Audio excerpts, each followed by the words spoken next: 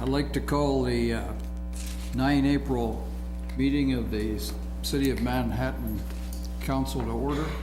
And first order of business will be the Pledge of Allegiance. If you'll please join me. I pledge allegiance to the flag of the United States of America and to the republic for which it stands, one nation, under God, indivisible, with liberty and justice for all.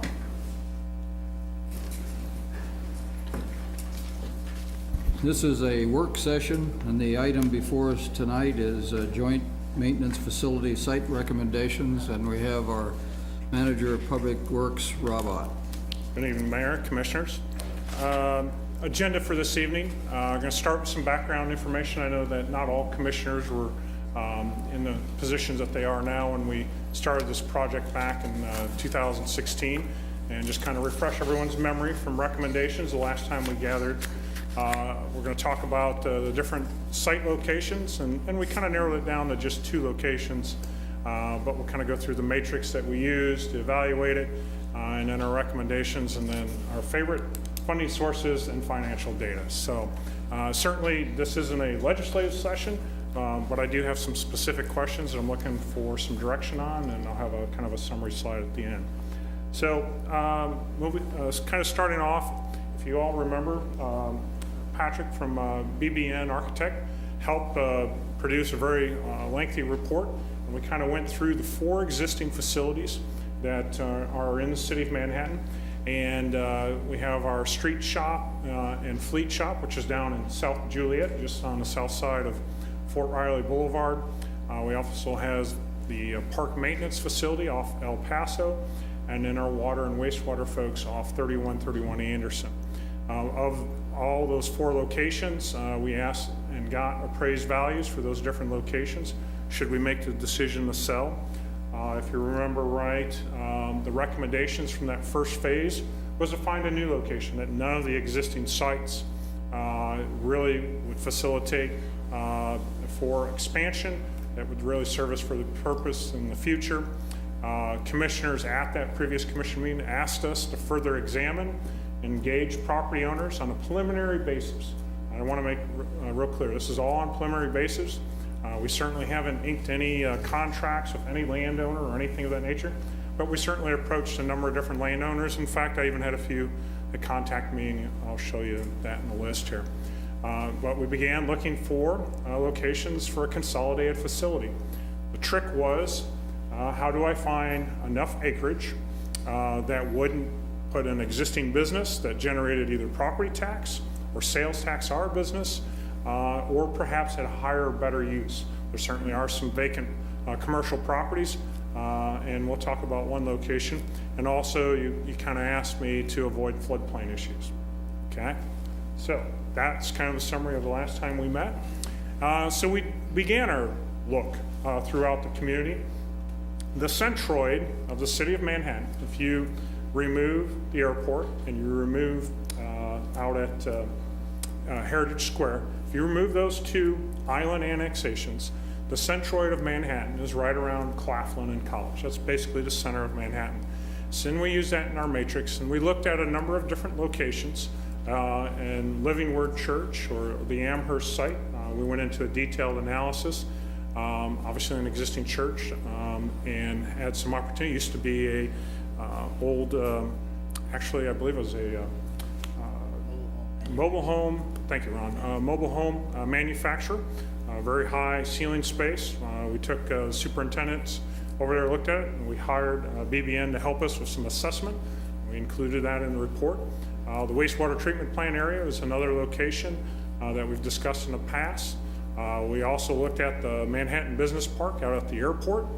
One person recommended the Northeast Community Park out in Northview based on some conversations. So we took a look at that. We also were approached, I was approached by owners of Ag Press off of Fort Riley Boulevard, a much smaller site and so forth. And then even the Farm Bureau, where the Seth Child Theaters is now again a church. And then also just looking at university property north of Kimball. So of all those different locations, some locations are eliminated because frankly, they were either too far. I'll use, for example, like the Manhattan Business Park. That's an extremely long way from the center of town, where the sewer and water folks and even the street folks have to work every day, as well as just even getting our vehicles out there for maintenance. The business park, again, we kind of felt like there was higher and better use. Northeast Community Park, again, not bad access, but it is a park. So we kind of eliminate that unless there's push from you all to do that. The Ag Press site, trying to use the existing building, while it was centrally located, it had some challenges in terms of the structure, how spaces were divided up, and just the overall acreage was too small. And then Kansas State University, I don't think they were very interested. They had, there's already some discussions with the future. I see Scott's not here tonight, but future of the fire station, the headquarters fire station, whether it'll stay there or not, their training facility and so forth. Obviously, there's a number of professors and deans that like their research ground up there. So some of those locations are eliminated. We used a matrix and we kind of zeroed in on 3 different locations. The Amherst site, wastewater treatment plant, and then we also did look at the business park out at the airport. So we kind of assessed these different weight factors. Some of these different weight factors to the different criteria, frankly, kind of came from you all. You notice cost is pretty high. I think Commissioner Reddy, that was one thing you voiced last time. So we gave it a pretty high value in the evaluation process. Obviously, the potential for expansion. Maybe not myself, maybe not even the next director of Public Works, maybe the second director removed from me. The community, I think, will continue to grow. We're always going to have ups and downs as a community, but making sure that there's available real estate so that things can expand and the next director can make decisions, so forth, so that when we need to add staff because our infrastructure grows, there's room for us to do that. Ease of access, both, well, proximity is more being close to operations. Ease of access, the 2 sites that we'll narrow in have 2 different, one's kind of on the west side, one's on the east side, and there are some projects that we'll have to do if we select the one on the east side. Also, environmental utilities, that's kind of where the floodplain component comes in, and just compatible use in terms of land usage. We don't want to be next to a ton of residential. So we narrowed down to the Amherst wastewater treatment plant area and the Manhattan Business Park. And I think I provided a copy of the matrix in the report. Lots of fine print, so I'm not going to show it to you up on the screen because you won't be able to read it, but I do have it if I need to pull it up. The matrix results, pretty quickly, the top 2, Amherst and wastewater treatment plant, came out fairly close.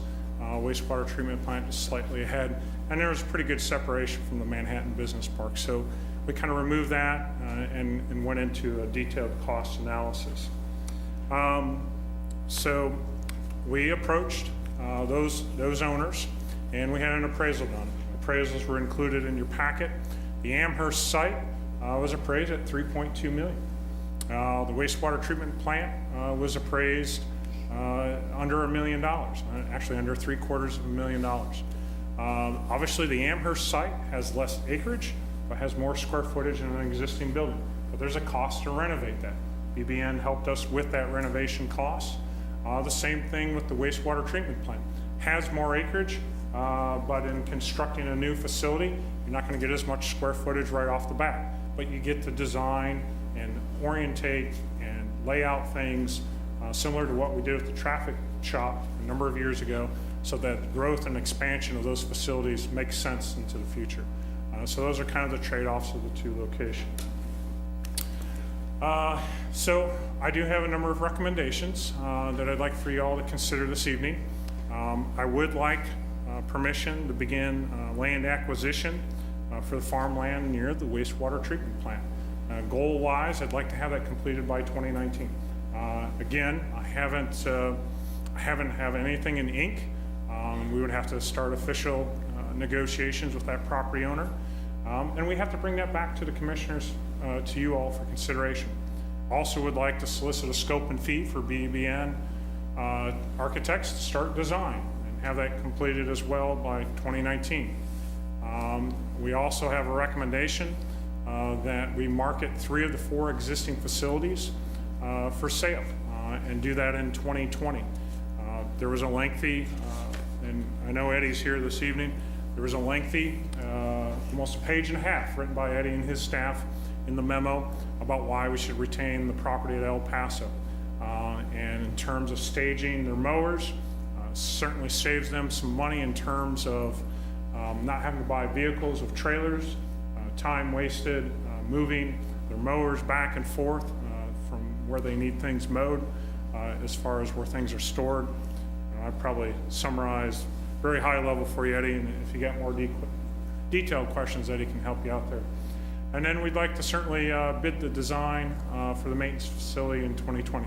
Again, all these steps have to come back to the commission for consideration, and I've got some financial things here next for you all to take a look at. So, looking at the Amherst site, in the memo, and just kind of summarize here, we have an acquisition cost of around $3.2 million.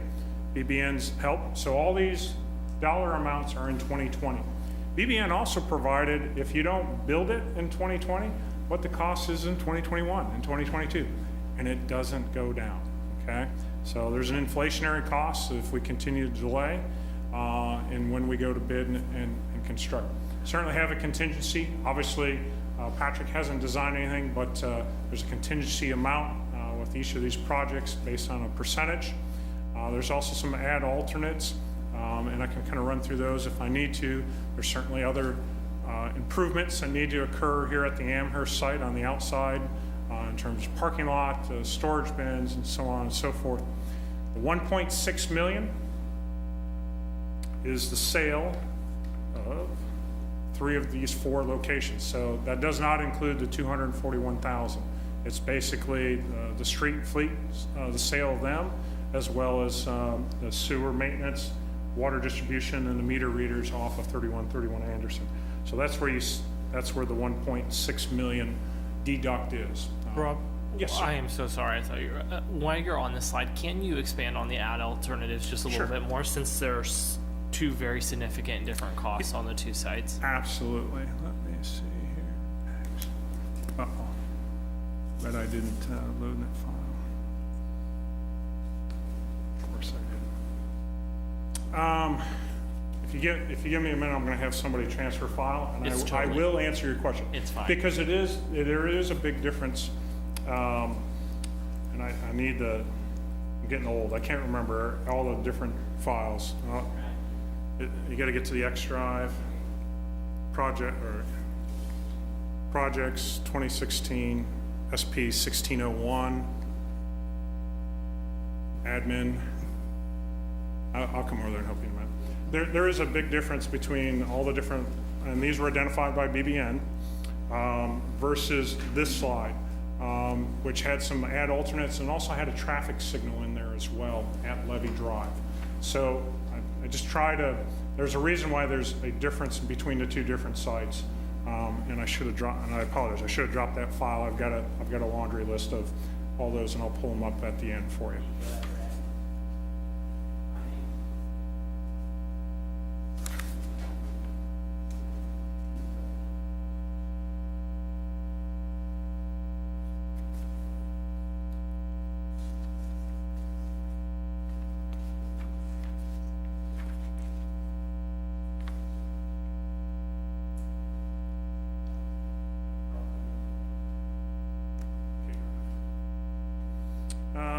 Obviously, the wastewater treatment plant site, you have a lower acquisition cost.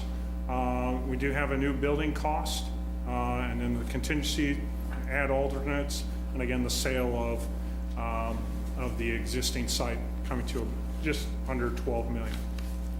This is the proposed, at this time, financial funding sources for splitting up, whether it's 16 million or 12 million, and how we would kind of eat this elephant. Coming out of water, wastewater, and stormwater, as well as some money from Special Park and Rec, our street maintenance, Special Street and Highway, and then obviously City at Large to bond and interest fund. So, Mayor had asked me if I could kind of break this out and what this meant in terms of impact, for each of the funds. So these slides weren't in your packet, and he asked that I kind of include that for tonight. So each of these, this is for the wastewater treatment plant and the Amherst site, and what those impacts are per fund. It's a 20-year bond. There's bond finance is kind enough to give me their template for what the bonding fees are, what the temp note costs. So the first payment is in 2023, making the assumption that we would start construction in 2020. It's about 3.5 years worth of temp note costs, which brings the total principal to right around $13 million for the wastewater treatment plant.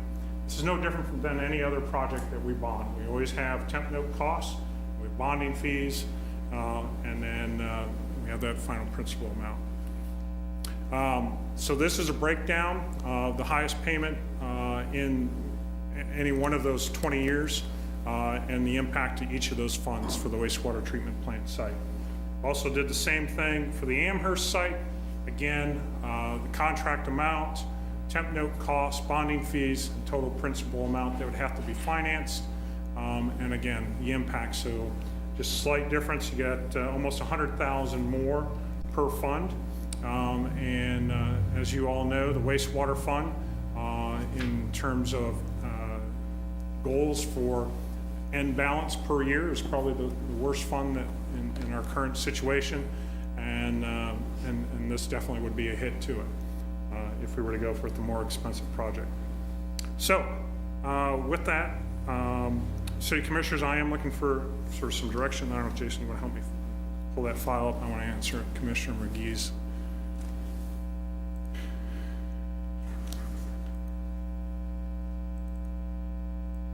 Thank you.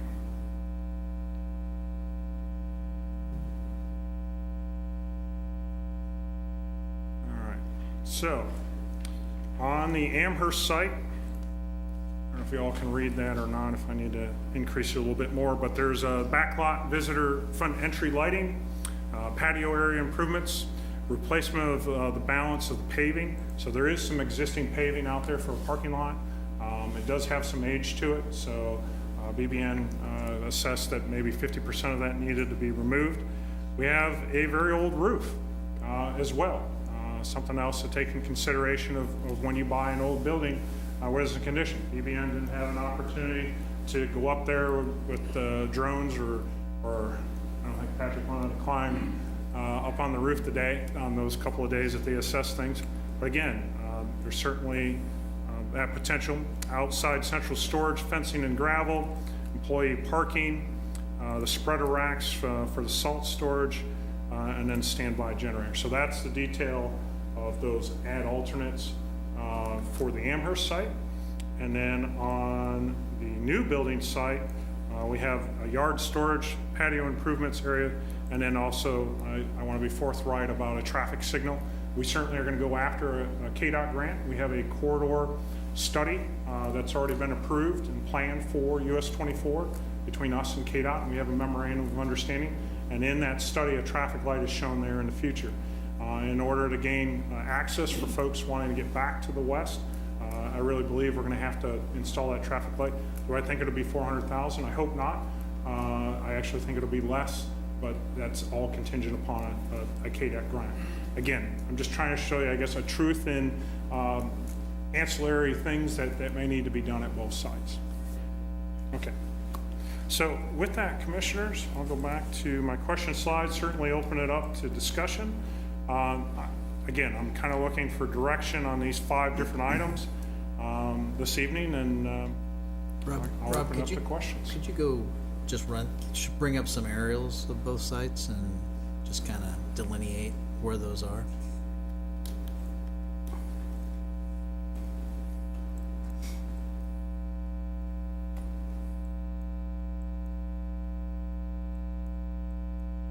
So, starting with the wastewater treatment plant site, the tract of land at the 35 acres is essentially this area here on the west side of the road that connects to the wastewater treatment plant. It's roughly 35 acres here. The connection point that I mentioned before with Levy Drive and a possible future traffic signal is right here. So that's the 35 acres there. The Amherst site is next to Anderson, is next to my good friends at the fire department. So here's, I forget what station number this is. Station 3. And the site that we were looking at was this one right here, and you can kind of see it outlined in the teal. And that's right around 14 acres. And the existing building and that the church occupies is right here. I know there's also kind of a, I don't know, a structure that's added on for Habitat for Humanity as well, for a restore on the backside. I've taken plenty of things out of my garage over the years there. And I don't know, Ron, obviously you do have an existing traffic light. Again, we kind of feel that both these locations in terms of land use are extremely compatible. This is kind of a light industrial commercial service area. And then obviously next to the wastewater treatment plant, there's Westar and us, so, and some fields. So, Ron, anything else? Okay. Commissioners, I'll stand for questions. I have a couple of questions. Sure. It seems, and I noted in the material that the entrance of Levy Drive, I guess is what the name is pretty shallow as you consider the long vehicles, fire trucks, whatever, that will be going in and out of there. Do you envision any changes to that entrance? No, there's actually enough. There should be. So actually, that's a great question. So I think what you're talking about is from the stop bar. Right, There's 142 feet. okay, If I go back to even the other stop bar, 130 feet. Okay. That will fit any of our dump trucks with a trailer carrying a piece of equipment in terms of storage. This crossing here is a gate and does have lights. So when we did the first project with KDOT, I don't know if you all remember, they used to connect right, somewhere in here, Commissioner. I do And it was remember. terrible. Yeah. I mean, right up, it was like a ramp up and a ramp down, short space, and we closed that crossing. And KDOT partnered with us. We constructed this roadway, upgraded the railroad crossing, right. increased that distance for storage, as well as an intersection with much better sight distance than this one over here. I just wanted assurance that No, there's not, that's a- long term, there's not and I'm sure you would have thought of it if there had been. What about this area regarding the floodplain? And this is protected by levee, is that Correct. like the rest of the city downtown is? Yes, the area here, let's see if it'll let me.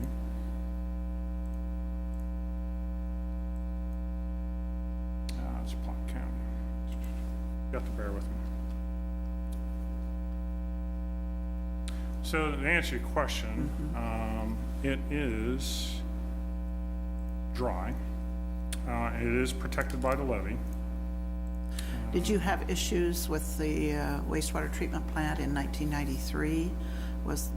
I know there were reservations about the levee, but were there any in that area? Because it was so isolated, wasn't that people? So in '93, they still would have had access to US 24. The levee system is along here, and then takes a left-hand hook. So this is the big blue that comes down, Kansas River flowing here. This is the confluence of those two rivers meeting. And, where US 24 was cut off, it was cut off over here, By Commissioner. the bridges, right? So the wastewater treatment plant folks had access Okay. to US 24. I don't want to fool you though either. There certainly is a scenario, and I have to go find my PowerPoint. There certainly is a scenario out there where if the floodwaters are up and all the flat gates are shut, and we have a large rainstorm inside city limits, you certainly could have ponding. There's ponding that's over here. Oh, sure. There's also ponding elsewhere in the city in that scenario. There's I- ponding at Staples, there's ponding at Chick-fil-A. I mean, Yeah. Hayes and Casement possibly could be closed, because if we have floodwaters up at a certain level, where those flat gates are shut, Right. there's only 2 pump stations in the city of Manhattan. Points Avenue down by the mall entrance, and then South Manhattan. So there's only 2 pump locations. No, I just wanted, I didn't know what the situation was in the wastewater treatment, the ground out there. And I appreciated the map that you just showed, because I was having trouble defining the current land and the add-on land that you were proposing.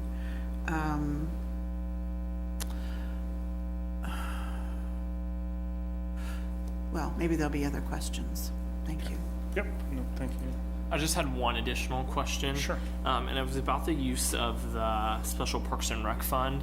And Okay. Eddie, chime in if I'm wrong. I was just wondering why that fund. I just had slight concerns because it seems to be the fund that we're almost exclusively funding maintenance projects and improvements to Park and Rec out of. So I have a slight bit of hesitation with that 60,000 if we go with the smaller one. So how did it get on the list? What was the rationale behind that? Yeah, it's probably more city managers. Well, I think he's gonna say that we were trying to do everything we could to minimize the impact on the general fund.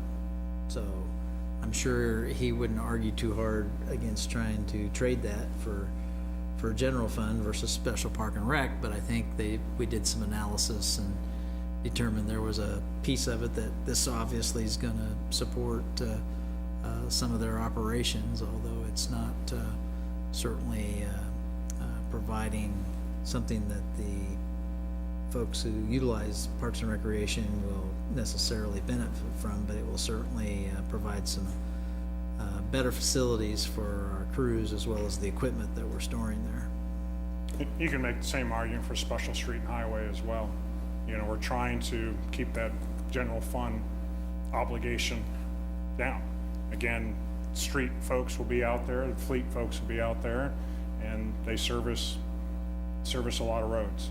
And the history on Special Street and Highway, I don't think we have any employees at this time being paid our Special Street and Highway, but at one time, there was a number of employees that were paid our Special Street and Highway. We've moved away from that, moved those dollars into hiring contractors and buying materials.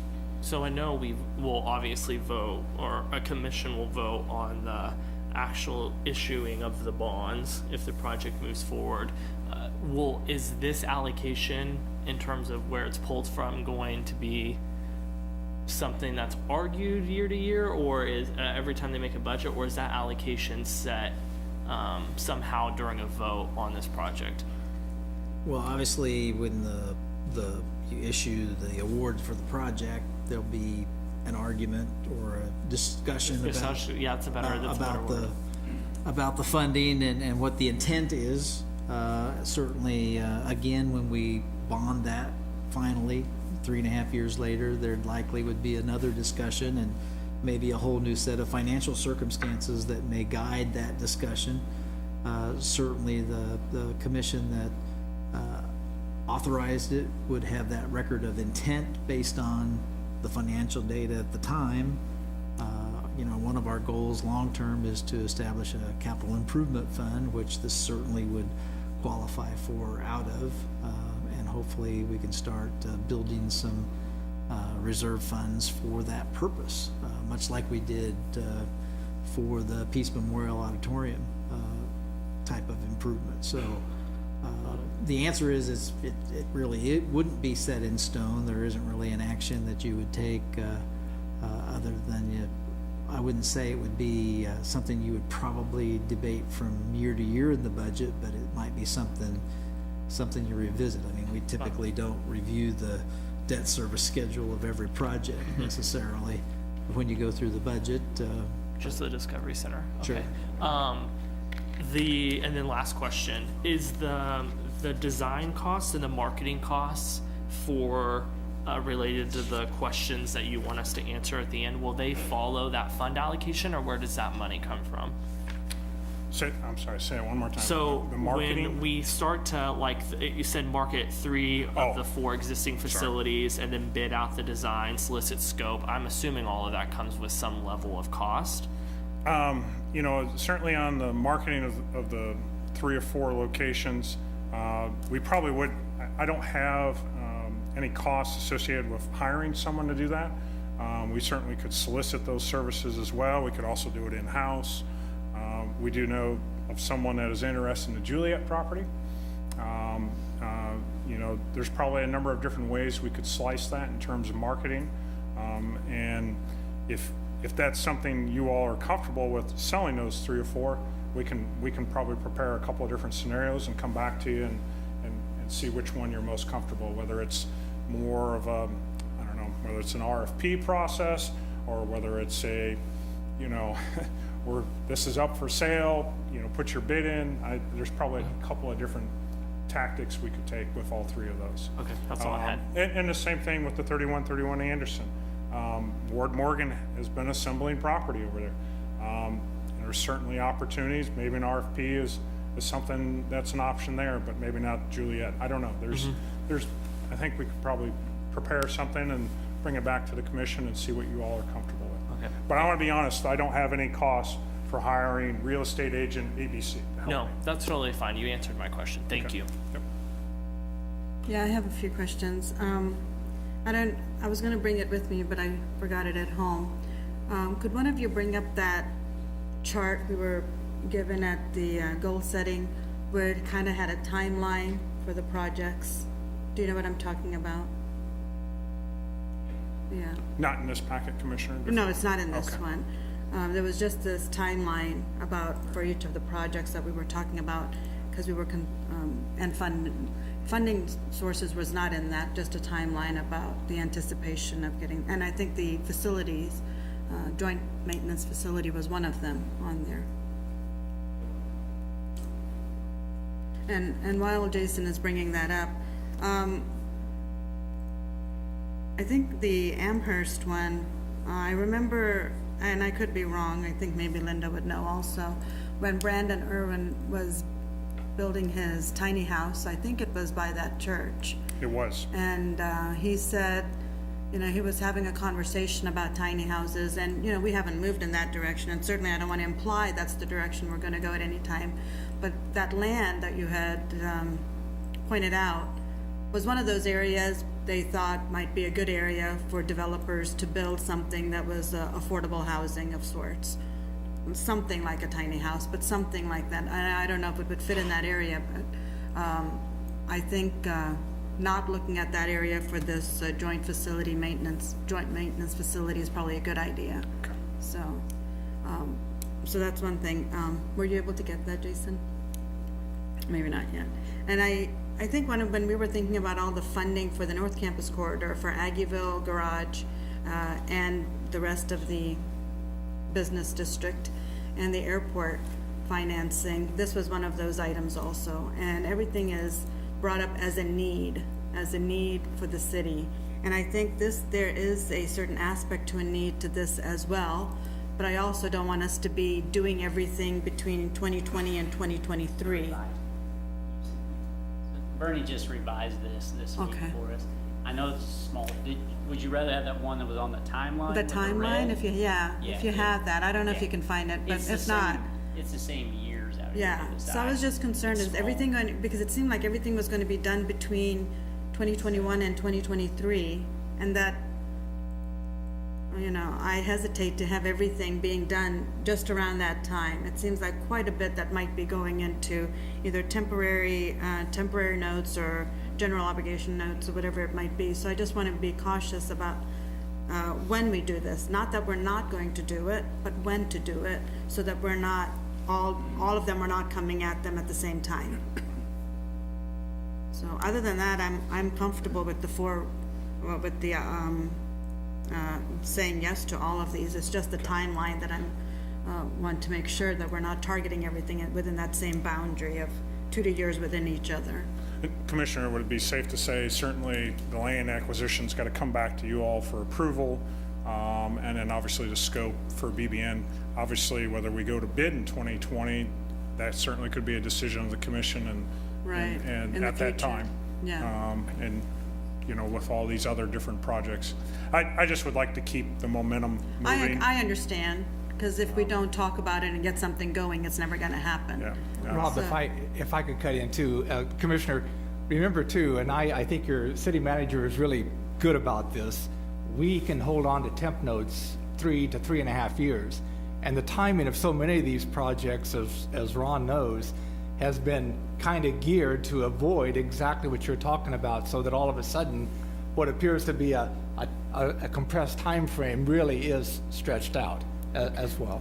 All right, I just, that's my fear. I mean, and we may get that timeline up or not, that's fine. But I just, I'm for the project. I understand why we're doing this. Just with so many big $1 million items coming our way, there's some trepidation on that part of it and the timing of it. And I agree at least with getting the land acquisition going for Bullet, for the It'll first take time. bullet. It'll Yeah. have to come back. Yeah, and the yeah. second bullet too, Yeah. probably. And- And the rest we can go as we, move forward as we go, so. And we can certainly prepare some options for the marketing of those 3 locations, and again, the actual bidding, that can be a decision at that time, so. I just want to keep the momentum.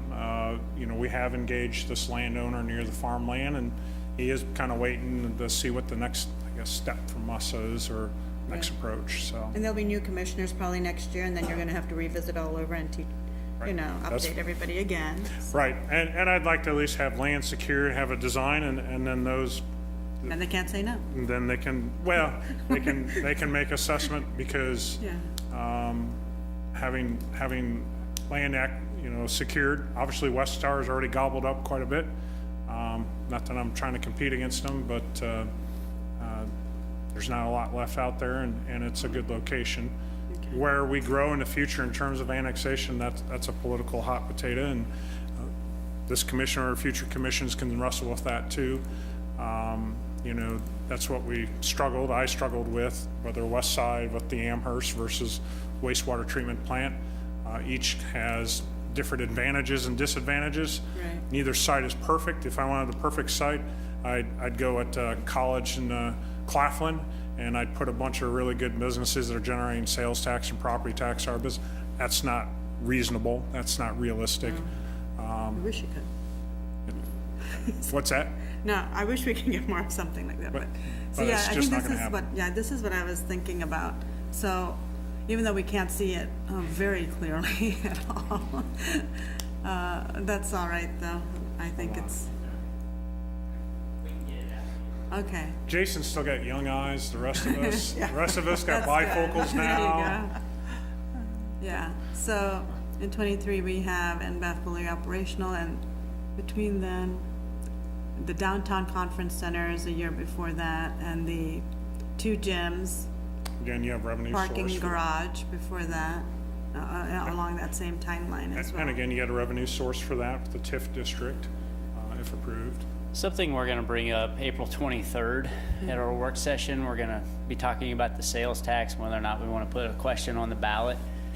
We have taken a lot of the projects and ran them out in a 15 or 20-year debt scenario, and then plug that revenue stream coming in to see how our projects and revenues would line up. We'll be able to provide you that in a couple weeks, give you a snapshot. We've created a scenario where we're in the black the entire time. So it's not the sales tax can handle what we're talking about. Without the sales tax, we obviously have a much different conversation to have. And I want us to be very conservative on that. Yep, and we can show you that. Projections, Yep. very, because sometimes that's where we hurt ourselves. We think we're conservative, but we're actually very optimistic about how it's gonna come out, and it ends up not being so.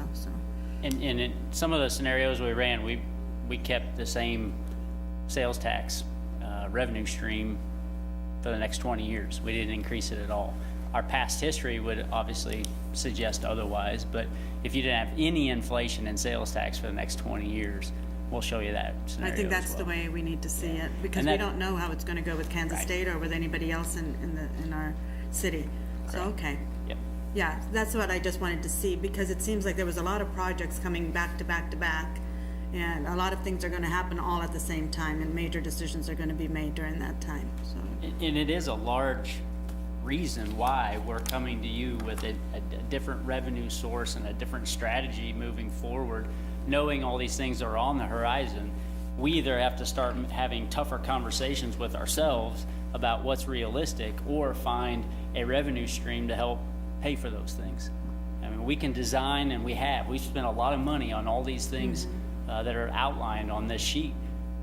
Now we need to find a way to pay for them, and at least go to the electorate and the community to see if they support how we plan to do that. And we need to work very closely with the chamber and CVB. I mean, if we're gonna do anything with sales tax, we need to have people come and spend their money.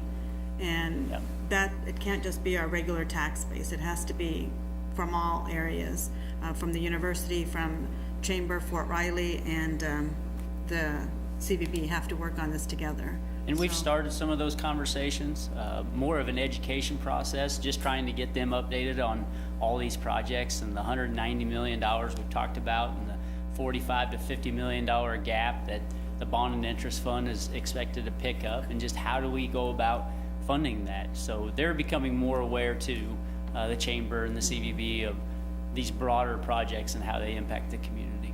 Okay. Well, thank you, both of you. I'm wondering also, as with regard to your recommended financial funding sources, if we were successful in acquiring the land in 2019, would this funding split? Do we have money in these accounts this year for the acquisition? I think the acquisition, we can Because that would certainly be a absorb. big cost. Yeah, that we can certainly absorb. If the sales tax does pass, we certainly would want to revisit reducing all these, if not a good majority of it. I mean, that's what we'll need to do. There's certainly impacts, definitely to the wastewater, and the condition of what that fund is in. Randy and I are very concerned about where we're at, the fund balance, and what we may need to do in the future in terms of rate increases. So, and again, stormwater, same thing. Commissioner Butler and I are having a discussion before the meeting about backlog of stormwater projects. I know you've paid attention for a long time to that infrastructure. Downtown, Tecumseh-Quivira. yeah, downtown is 65 million in backlog. I can go pull up the East Side drainage study. I can probably find another 20 or 30 million of backlog projects in the East Side drainage study. I could go to Northview and I could probably find another 10 million of backlog projects. There's probably over 100 million in backlog projects of stormwater for the community. Very easily. I just want to be sure we're able to fund it. I just want to ask one question, because, the Mercury, published 16 million to 11 million. I had some people ask me, and of course I know a little bit more about why you're doing it, but that's really the question, People out on the street there are saying, okay, we're going to spend $11 million to build this new facility. Why? Certainly. Could you just sort of address that, Absolutely. So- because there's a reason behind this, but it's not obvious. Yeah. Well, with the initial first phase study that we did, in terms of efficiency, definitely on the fleet maintenance. Our existing fire trucks today don't fit inside our fleet maintenance building. We can go down there and I can show you the work conditions that our mechanics have to work in.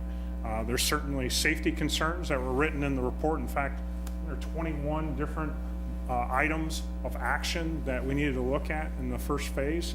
The fleet was probably the one that stood out the most in terms of the work condition for our mechanics, as well as maintaining the fleet at a high operational readiness rate.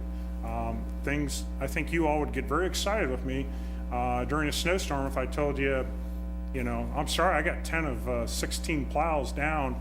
We might get the city unburied in 3 or 4 days. I don't think that's going to be very acceptable to the community if we can't continue to maintain. Our mechanics take a lot of pride in what they can fix, not only for our dump trucks, for our pieces of equipment in Public Works, but also the special certifications that a couple of them have for the fire department, so that we don't have to ship those fire trucks outside the community and get them fixed at higher cost. So fleet maintenance is probably the biggest one. The other, I've got resources split in terms of sharing equipment. I've got, when we do snow and ice operations, I steal folks from Norm's crews. In order to run 24-hour ops, I have to have their help. The same thing with sharing of equipment. If we're all consolidated, we have, and frankly, there's some higher and better uses for the Anderson property as well. Not just an old fire station that we've crammed ourselves into. There's very little room at that location in terms of any expansion. And we're not going to build less water lines. We're not going to build less sewer lines. And the last time I checked, our roof is going to continue to age. In other words, our infrastructure is going to age.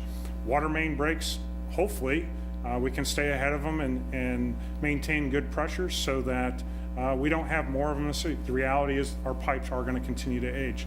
The same with sewage blockage. As each subdivision continues to age, Norm and I've talked about, where's your current call list? Where are your sewer backups? Where are your water main breaks today? Where do you think they're going to be in the future? And there's not going to be less, and there's not going to be less subdivisions. On the street and the stormwater side, obviously having a consolidated location, it just kind of helps us in terms of separation between employee parking, our maintenance parking. You go up to the Riley County shops and you see how they're organized and how they're structured, not only for today, but also for growth. And I kind of mentioned that earlier. The locations really are not good locations for any growth and expansion. And we certainly have needs in the community. And I think folks want us to continue to be aggressive, whether it's street maintenance, under the leadership of Jeff Davis and Chase Johnson. They've really changed on how we approach some of the concrete repairs in the community. And we've kind of taken, if we were a contractor, how can we get more production? So that's, I don't know. That was a long-winded answer. I can certainly dig out that phase 1 report and we go through those 21 points, but those are some of the key needs. Yeah, I knew about those. I just wanted to be sure, Nope. People listening, understood that it's not just, hey, we want to build a new building just for kicks. It also, I mean, the efficiencies are going to pay for itself. And what's not included in, your analysis here, if we get rid of these other properties, hopefully those will end up on the property tax rolls. yes. And somebody will put a business in there, and it'll offset this to a good extent. Because I think, some of the locations you're in right now, especially on Juliet, have some real maybe desirability for some of the developers out there. And one of the buildings I think is still destroyed down there, right? From microbursts from years ago. Yeah. So I know those facilities aren't in great shape. So I also think the breakout on how this is going to be funded makes sense, because it's not going to have a real significant impact on the general fund, which is what I think a lot of people were thinking when they saw the newspaper article and it said 16 million, 11 million. Everybody's hair is on fire, but this puts it in a different perspective. The other thing, that's a good point, Commissioner, about putting government property back on the tax rolls, whether it's going to generate higher property taxes, commercial, or generate potentially some sales tax, depending on who acquires it. This property, we're not collecting a penny from in property tax. It's outside the city limits. We're not taking something out of commission or out of a revenue positive into the city. Again, that's kind of a reason why some of the other sites, even the church, and nothing against the Living Word Church, they might not always want to be there. It's a very big facility for them, and what they actually occupy in terms of percentage of space in that building is fairly small. I don't remember the numbers, but yeah, so 25-30% of that actual square footage that they have is all right. They may be interested in, and who knows, somebody else may be interested. That's the reason why we didn't look at the theater. It's got great access at Southwind. Whether it stays a church or somebody acquires that in the future, it's got higher and better use and hopefully can generate sales tax for us. Just anecdotally, Riley County shops that used to be over off Anderson, where Walgreens, Sonic are located, just did a quick run of that property. It's worth over $4 million today. And it just speaks to your example of what, it's hard to sit here and say what's going to go in there. But if a retailer or commercial properties do come in, it can be a sizable impact from a tax perspective. We are getting a lot of pressure. One particular Yes. owner has been after It's been like, hurry up. for the last 3 What's taking you years. so Like long, he's government? ready to make an offer. We're frustrating him to the point I think he's actually looking other places too, but I think he's still an interested buyer. So there is pressure, and we occupy space, again, not generating any taxes in areas where the private sector want to be and they want to invest in. So The other big item I do want to point out too, Commissioner, is the quality of workers and equity in our workforce. You know, we have a lot of employees that don't even have email. We don't have access to, so much of our timesheets are electronic now, W-2s, pay stubs. There's some equity issues in the work environment, the quality of building in which they have restrooms even. We can go down and street shop, and I don't know how many of you would want to report down there every day, or even the mechanic shop. The same thing with Eddie's folks. They're meeting around mowers as their conference room. It's how do I attract a quality workforce in the future and create some equity within our overall city employees. That's what the facility also does is kind of levels some of that out, and hopefully we continue to attract quality employees that want to work hard, because we need those types of folks in the future in order to be boots on the ground and fix things. It's not all and nothing, because I'm an engineer, lots of computer time. I need folks in holes that are fixing, and I've seen Norm and Vic and Mike, those guys, when it's freezing cold out, it's negative 13 degrees in a hole for a water main break in the middle of December. I've pulled up on Vic. I've been out with Mike when they're blasting a sanitary sewer main, trying to get open so that an apartment complex doesn't back up. We need people doing physical work to get things done. And I gotta attract a quality workforce, and that's what this helps do too. So, with that, Mayor, questions? Yeah, I've got a couple of things. One, just kind of piggyback on that last discussion. You know, when we first took this on, we concentrated on the front end, that is, what's the problem? So I think it would behoove us to pull some of that back up so that the media can have it, so that we get kind of, here's why we're doing it, and here's what it'll yield, to include the comment about putting things back on the tax rolls. I mean, the argument kind of gets forgotten as you move forward. I think we're a year into this already, and a lot of people have forgotten. So the other comment, when Commissioner Reddy was talking about that slide, you know, one of the things we agreed to do is we not only laid that out, but what we're going to do is chart that against when our bonding began to decrease. So whatever it is, 21, 23, 25, our bonding will go down in big chunks because of the timing from bonding on downtown. So only a portion of each one of those projects has general obligation bonds in it, but it's important for everybody to understand, because it gets to the, man, that's going to really impact my property tax. And that's part of the argument that we want to make here, is that these things aren't set in concrete. You know, as conditions change, some of these may shift out to the right. That's just the way things happen. So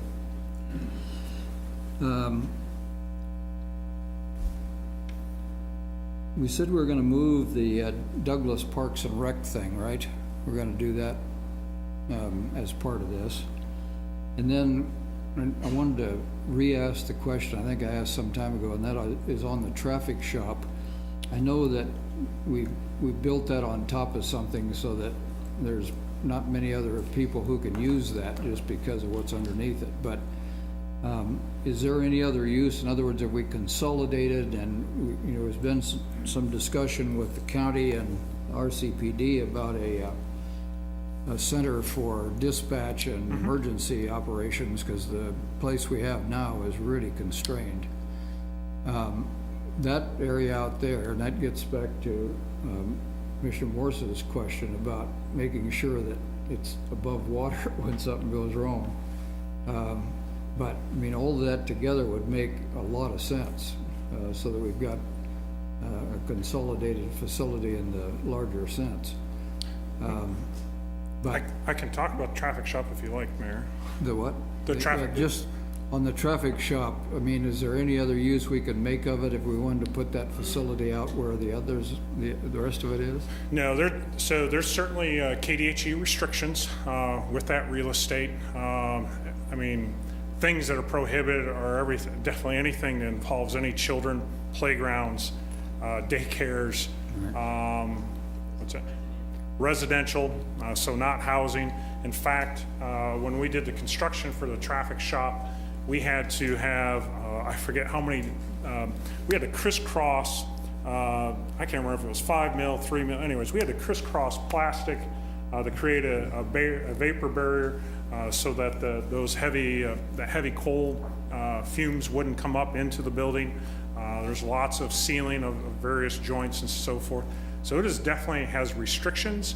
And I can even remember a discussion about whether a bank would even issue a mortgage if it was a commercial or definitely not residential.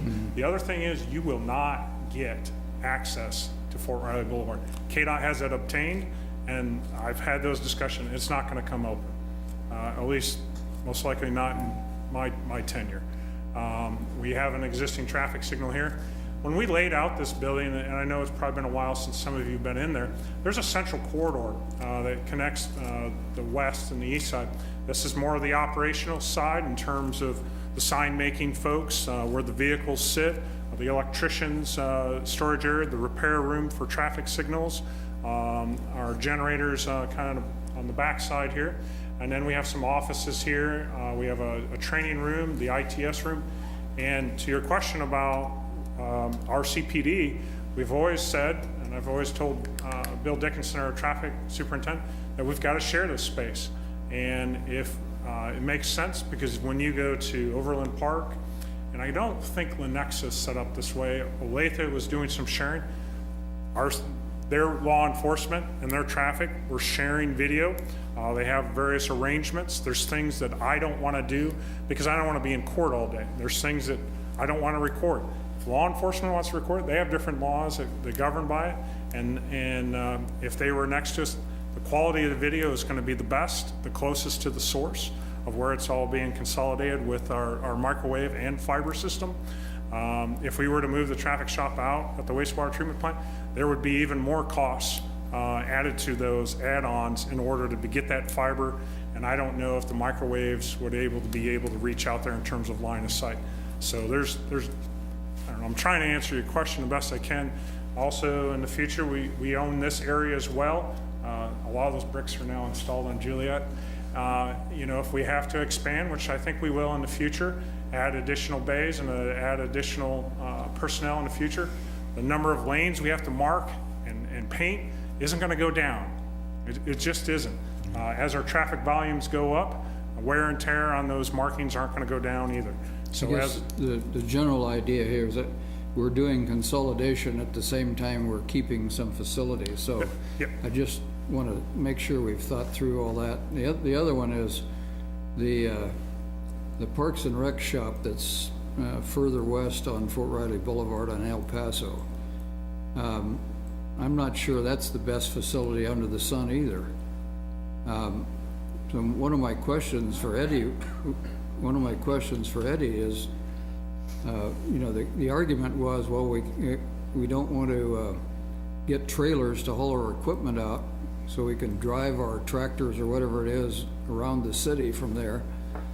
I'm not sure that's the best argument, but what's the drawback from contracting mowing services and things like that? We certainly do contract a lot of mowing. I don't know that it's always cheaper than what we could do necessarily. The only analysis that I could compare it to was back in 2003 when they did a substantial analysis, and that's what that report, you know, said at that time as well. that it was better off for city staff to perform those type of services rather than contract that out. Simply, you know, to be able to, we have satellite locations at Annenberg Park. We keep the specific type of equipment that is commonly used to maintain Annenberg Park, Seco Park, that area, or that work that is regular, reoccurring. And we have seasonal employees, which is a substantial amount of our staff during all of the growing season. They report directly to that location so that we avoid that windshield time. So, you know, they report there in the morning first thing. And we also have full-time employees that will do that as well. They're providing that supervision of those seasonal employees. Those are those locations where work is regular occurring. Obviously, Annenberg has very consistent work that happens on a daily basis. Close proximity to El Paso Lane, the same thing happens. With our park staff, but substantially with our horticulture staff, as they maintain, it's not just all mowing and snow removal. Theirs is just general groundskeeping that they do when maintaining streetscapes. They can access those pretty easily with, we use, again, worksite utility vehicles. There was a time when our horticulture supervisor used to ride a bike to location because we didn't have enough vehicles. We still haven't progressed far. We don't use the bike anymore, but we use the gators, worksite utility vehicles, to move personnel around the lot. It works well in close proximity to that El Paso Lane, clear over to 3rd Street, clear up to the roundabout on Bluemont. So there's a substantial number of locations that are in close proximity to that El Paso Lane, so that similar type of work could occur. Seasonals could report to those locations during that critical growing season. I would not envision that we would have full-time employees that would be permanently housed there. Again, I use the satellite work site, workshop. We have them at Northeast Park, we have them at Eisenhower, we have at Annenberg, and it avoids our staff from having so much windshield time. Because, again, we don't have to report to a wide variety of streets. We don't know where or when Rob is gonna have to report all over town. We have regular reoccurring work that happens in close proximity to those satellite locations. That's where I see the benefit. Those facilities, the primary issue with El Paso Lane, it's too small for the number of people that we have there. And the example you give with the fire trucks is the same with our forestry trucks. Forestry would benefit tremendously relocating all their equipment, all their personnel, all the time out of a new facility. We've got 4 different vehicles that are in excess of $100,000 that sit outside on a regular basis with our forestry crew. The 7 employees with our forestry crew, another example, they meet in and out, or in a bay, in the garage bay, because there's not enough room inside the shop for them to meet as they start their day. We've certainly have outgrown El Paso Lane. Moving forestry to a different location allows us to better utilize El Paso Lane. Our biggest issue is overcrowding, traffic circulation, moving those larger trucks out, being able to also store so much of equipment that just sits in our yard that we use it, you know, seasonally, and having that relocated certainly frees up and provides better vehicle circulation at El Paso Lane as well. You know, I think as part of our concept, Eddie, we just ought to make it clear of what you've just said, and that is the facility is inadequate, particularly for the current use, and moving the forestry operation out to the consolidated facility makes all kind of sense, frees up space for the others that are still using it. But you may want to pull that study back up, that because if you're using mostly summer hire for things, there is an argument for contract versus us having, as a city, having to hire people in the summertime. Well, so again, we certainly do it, and it does benefit us in certain locations. I can't say I'd be too much of a favor of contracting some of our high-use areas, sports fields, and some of our parks, because we don't mow those on always a regular schedule. You know, it all depends upon weather conditions, types of programs and activities. That's not always something that you can react to real well with contracted work. But you've got vehicles sited out there for that purpose, right? You have equipment sited out there for that purpose, right? Yeah. When you talk about windshield time as a general policy, does everybody, all of our employees drive their personally owned vehicle, for example, to the El Paso site and then get in a white truck? Yes. Okay, and is that same for you, Rob? Yeah, for, at both the Anderson and Juliet, and that, the fact that we don't have more accidents in the yard between fuel point, personal vehicles, and dump trucks amazes me sometimes. And that was in some of that first Yeah. phase. Yeah, that's why that piece is important to remember, because if you've ever walked down there, I mean, it's just I think it's a piece of crap, so, I could be more specific, but it kind of covers it for me. Wanted to ask a question that I may have forgotten about, but today when we were talking about up there west of Eisenhower, and we're gonna move that, those folks are moving out by the business park. Walters Morgan. Yeah. Is that, how big an acreage is that place? Sure. Because that's one of those I thought was under consideration, but I may have missed something. I didn't have it on the list at the time, so that's 4 points, so let's just say 5 acres plus, I'll say 3, so that's 8 acres, that's even less Yeah, than it's the too Amherst small. site. Okay, it just looked big. Nope. Right. It's certainly easy to do. And again, Commissioner, I can remember, with the Kirkwood Drive extension, coming off Walters Drive, connecting up to Marlatt, utilizing the traffic signal. There isn't a lot of commercial service for Northview up there, north of McCall Road. Again, whether it's something like that's at Scenic and Kimball, where we're getting a restaurant, I guess there's a restaurant coming, there's a gas station, and there's some services. Again, that provides potential no different than where I live on the west side over near Candlewood. I use Candlewood for a lot of personal service, whether it's washing cars, my eye doctor, gasoline, loaf of bread occasionally. Again, things for Northview as well. Except for the little strip mall on the highway, there's 0 commercial in all of Northview. So I don't know, I guess Commissioner had fallen a couple of things, too small. Yeah. That's good. I okay. just couldn't remember. The other question was one you, I think, raised yourself, but I'd written down, and that is, perhaps at some point we can take a look, if you remember when we were doing the water fund and the wastewater fund,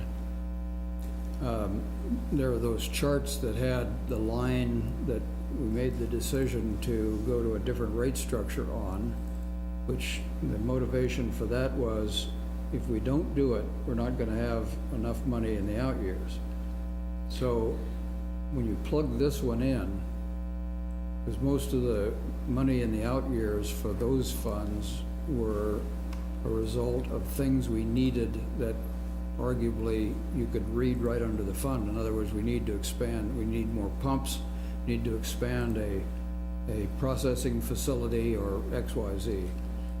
So if we add this cost in there for both of those funds, what does it do in the out years when those two lines were supposed to converge? So I did a quick analysis. The charts are extremely tough, so I didn't put them into the PowerPoint tonight. That is certainly something Randy and I, and we actually have a quarterly meeting coming up for all 3 of these funds.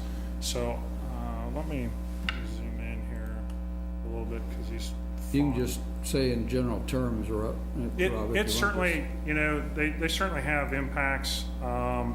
Obviously, the wastewater fund, there's a number of projects from Randy's master plan, facility update plan, that still needs to be entered. Everything from purchasing of more land for the biosolids program on the wastewater side. I think those projects still need to be programmed in there, an acquisition of that land, so that we have, as the community grows, as the waste stream continues to increase over time, that we have enough fields secured so that we can land apply continue that program. The same thing with the water side as well. There's land acquisition, future water wells, the northwest bypass lines. All those also need to be entered into the future. Some of these are pretty tough to read, honestly. I have what the current fund balance is projected, which is the orange line. The impacts, if we go with the wastewater treatment plant site, is this green line. The Amherst site is the yellow line. Obviously, you can see it's just slightly less. And then the recommended fund balance. So recommended fund balance for the water fund right now looks pretty good until Randy starts programming more projects. And also, those projected fund balances are predicated on increases in the future as well, and keeping up with inflation. If the commission at the time when you all consider it during the budget and you vote it down, that the projection of those lines will change. And for a number of years, we didn't do annual increases to keep up with inflation. And when it came time to do the water treatment plant expansion, there was some very large increases. I can't remember, I think it was maybe 30. I think Commissioner Butler, that's probably what fired you up to run, if I remember right. There were some increases of 30 and 40% because the funds had not kept up over time. So I want to be real careful with these lines, Mayor, that they are predicated on commissions in the future authorizing increases, and then just projects. Yeah, well, when we first did this, we said we wanted to establish equity. That's why we did the rate change. And then number two, we want to be able to pay for those projects that we had anticipated. So when you drew those lines, we still had, when you got out to 2023, I think, is where you had space. In other words, we hadn't put projects in some of that yet, but Yep. We had projected all the projects in there and we still had room. Yep. That is, we still had more funds than we did expenditures. So if we add whatever it is, what do we say, 284,000? Yes. So if we add that in there, I just would be interested in seeing the longer-term impact of that, so. And that's a little bit of what you see in all these wonderful numbers up here, depending on which option you go with, what those impacts are per year. Okay. I tried to plug in that 30, again, that's predicated on if the sales tax initiative doesn't pass, and we do use 30% for the water or wastewater fund for each of those, and that's what those numbers are there.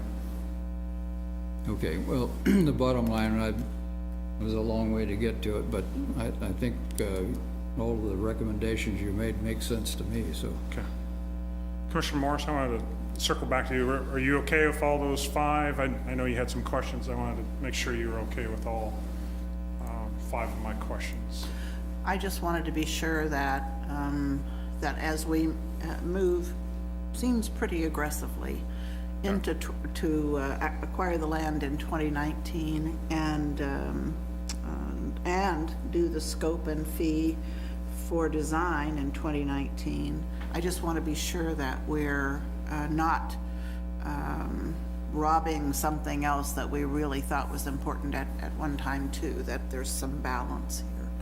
So if we can, so this material says that we can afford to do this in 2019. That's what I wanted, some Sure. reassurance of, Sure. Okay. My answers on all 5 are yes as well. And you had brought it up, and it was something else I was going to bring up. I appreciate Commissioner Butler's question to you on kind of public insight in this, because I agree with him. This is, out of all the big projects we do, the hardest for the public to understand or see the benefit. And you had mentioned it, but when I first got elected and I did all of my department tours, probably the most impactful thing that I remember is when you took me to those facilities and I saw, like, they're expanding on the mayor's comment that we should find a way to give the citizens of Manhattan a little bit more insight and kind of, aside from all the efficiencies we can gain, we can and should be doing for better for our public works employees. As a child of the 90s, I had more access to technologies and computers than many of your employees do right now in 2019. And that's not fair, and it's not right, and you're 100% right. We won't retain and attract a workforce. So if we can somehow demonstrate and tell that story a little bit better, either through social media or communications, we can. I mean, we absolutely should, because we can talk efficiencies all day, but I remember made a really big impact on me, and I think if the general populace saw what many of our crews work in, it would make an impact on them as well. So, Thank just you. a thought. But otherwise, I'm supportive of all 5 and moving forward with this. And in order to say it, I am supportive of all 5 also. Thank you, Commissioner. I just want to make sure. Rob, I didn't know if there's anybody in the audience here. I see mostly guys we're working with, and Well, we got obviously Patrick from BBN. I do have obviously Randy DeWitt, Assistant Director for Water and Wastewater. Norm Francis is our Utility Superintendent, and then Victor and Edward. Victor is our water distribution, some water main breaks, new service lines is what Vic does.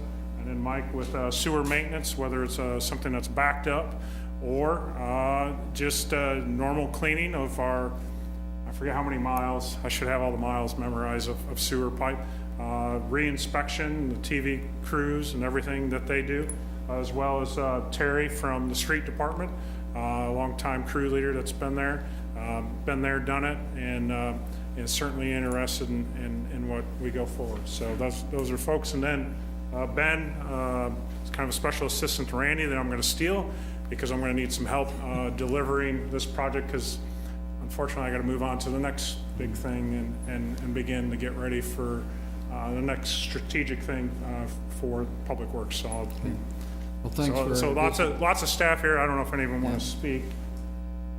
I just appreciate having them all here. I didn't know if you were anticipating the need for reinforcements or what. Well, you know, I am ex-Army, so you know you got to bring troops to the fight. But they do, you know, again, we've had lots of discussions about workplace and retaining employees. High turnover's been an issue for us, and I think this is a component to attracting a good workforce into the future.